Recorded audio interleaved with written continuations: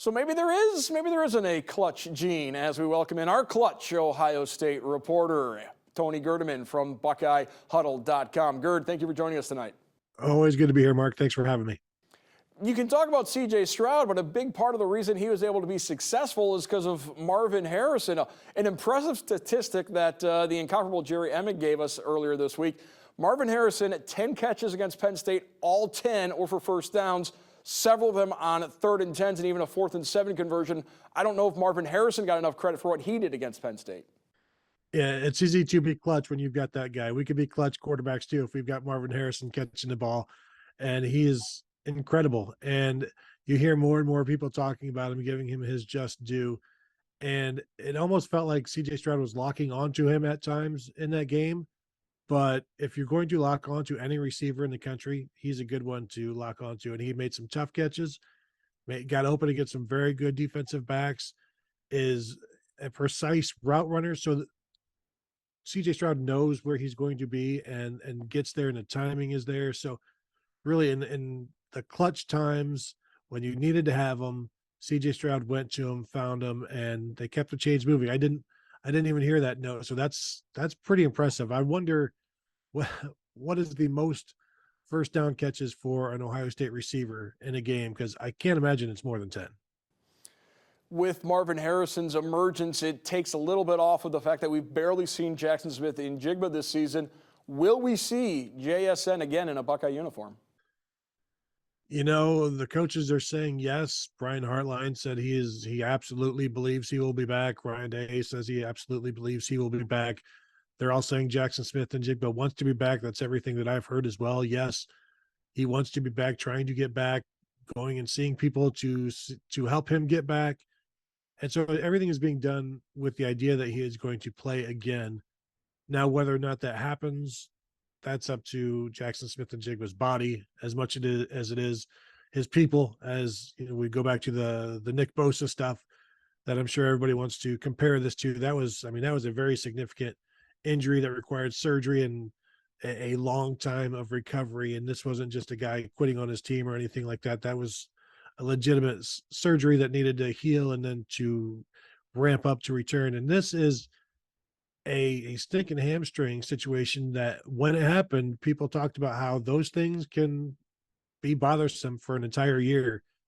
And you're seeing that. And it's one of those things that makes people impatient as well. It makes the receiver himself impatient, makes everybody impatient, because it's just something so simple.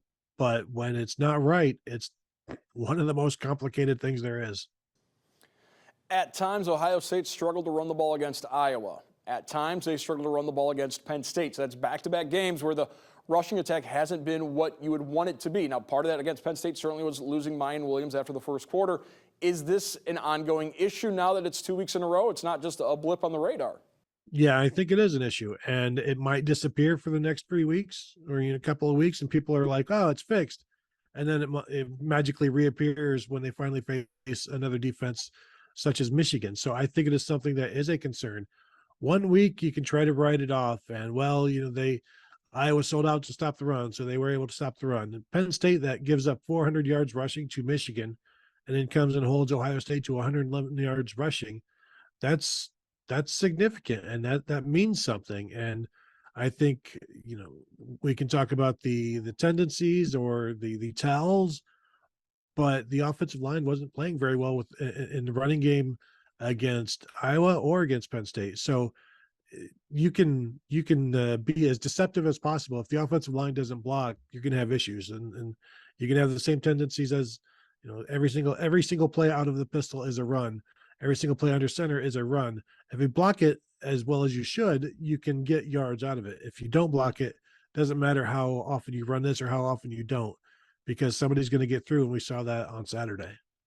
You mentioned what Michigan did against Penn State. Let's compare apples to oranges here. Michigan looked much better beating Penn State than Ohio State did beating Penn State. Now, Ohio State beat Penn State in Happy Valley. Ohio State looked better beating Iowa than Michigan looked beating Iowa, but Michigan played Iowa in Iowa City. So, I will give you that Penn State and Iowa are not easy places to play.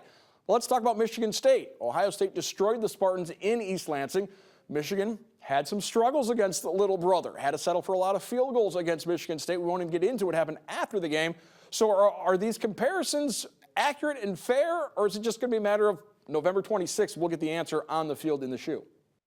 I think they are fun to talk about and analyze, and you can do it and do it and do it. But if you just look back to last year when Ohio State beat Michigan State 56-7, and Michigan State beat Michigan by 4 points, that helped Ohio State not at all when Ohio State and Michigan played, and it was a completely different outcome. So I think you have sides, fans on each side, and believe me, I had Michigan fans tweeting me the entire Penn State game about where comparing Michigan to what Ohio State is doing, and that's fine. That's all well and good. There's no mention of the Iowa game. There's no mention of a Maryland game. We'll see what happens with Ohio State and Maryland down the road. But it's all just talk, and that's fine. And what else do we have to do? So it's like we've got to occupy our time somewhere and try to analyze it. And that's why one of the reasons football is fun is because you can point to the apples, you can point to the oranges, and it's all just a nice little feast. We talked about the unreal performance by Marvin Harrison Jr. against Penn State. Of course, there was an unreal performance on the other side of the ball for Ohio State. JT Tuimoloau, what a performance. It's been something we've been waiting for. We've been seeing peaks and glimpses of it the last couple of games. A breakout performance for JTT as he earned numerous National Defensive Player of the Week honors. As Ryan Day said, he can't ever remember a defensive stat sheet as long as JTT's against Penn State. No, and it's really, if you look at a box score, or you look at a defensive box score, and you've got slots for like tackles, assists, solos, tackles for loss, sacks, forced fumbles. Like, he had something in every single category. And I don't think there's a category for touchdowns, but he also had one of those.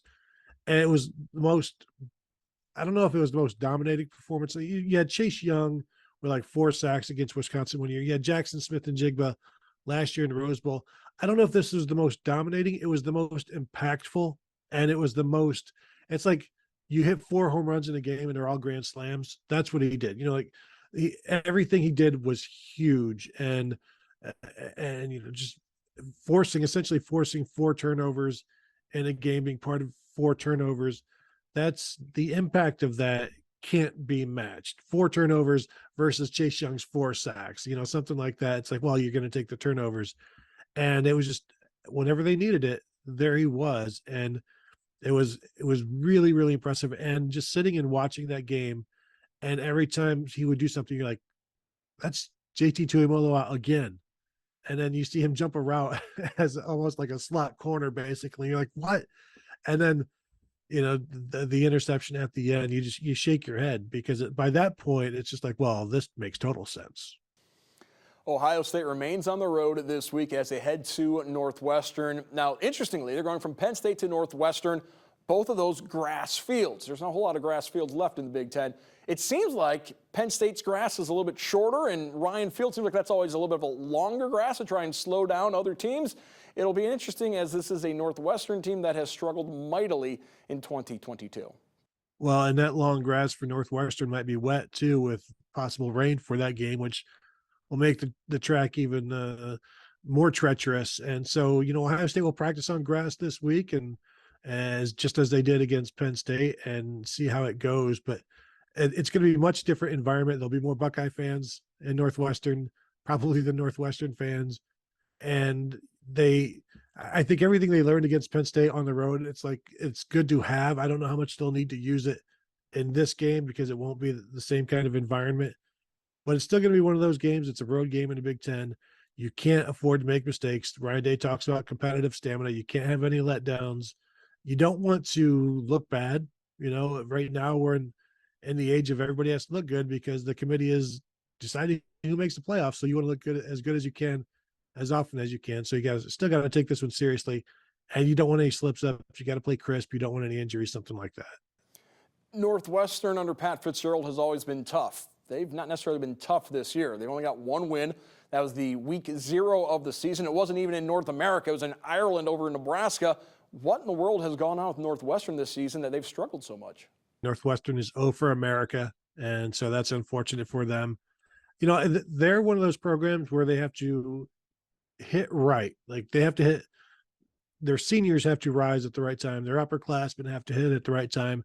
And they need to have more fifth year seniors and fourth year juniors leading the charge. And it's difficult to find that right balance, especially now in the age of the transfer portal. And I'm one of Pat Fitzgerald's biggest critics because I think he can kind of take it easy there and feel like very little pressure because it's Northwestern. And yeah, if you fire me, who are you going to go get that can do as well as I can? And he's probably right about that.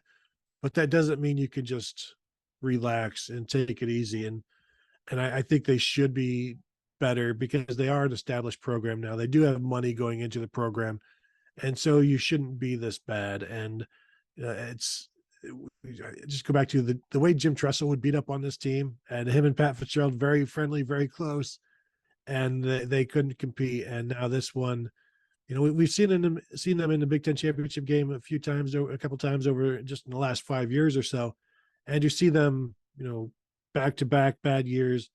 I think they should be better than that. Buckeyes have not lost to Northwestern since 2004. The overtime loss where Mike Nugent shockingly missed a field goal that could have won the game for the Buckeyes. I want to thank our guest from BuckeyeHuddle.com, Tony Gerdeman. Thanks, Gerd. Thanks for having me.